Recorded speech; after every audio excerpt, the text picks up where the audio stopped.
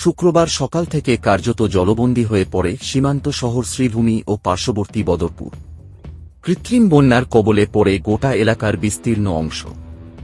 শহরের প্রায় প্রতিটি অলিগলি জলমগ্ন হয়ে পড়েছে। বহু বাড়িতে জল ঢুকে পড়ায় চরম সমস্যায় পড়েন বাসিন্দারা। অনেককেই গৃহবন্দী অবস্থায় দিন কাটাতে দেখা যায়। বৃষ্টির জলের সঙ্গে নর্দমার নোংরা জল মিশে পুরো এলাকা কার্যত নরকযন্ত্রণার চিত্র ধারণ করে। স্কুল কলেজ পড়ুয়াদের যাতায়াতেও ব্যাপক সমস্যা দেখা দেয়। ঝুঁকি নিয়ে রাস্তায় চলাচল করে ছোট বড় যানবাহন।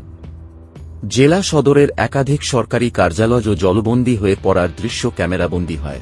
স্থানীয়দের অভিযোগ, সময়মতো নালা নর্দমা পরিষ্কার না করার ফলেই এমন পরিস্থিতির সৃষ্টি হয়েছে।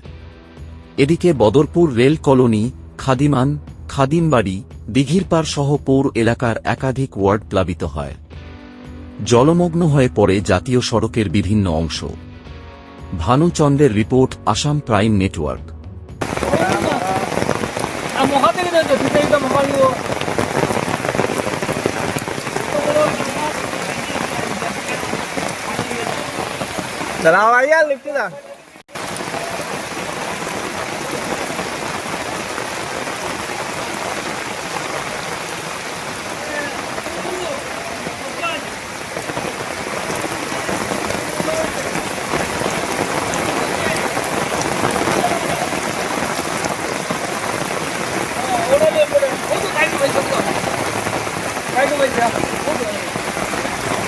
가이드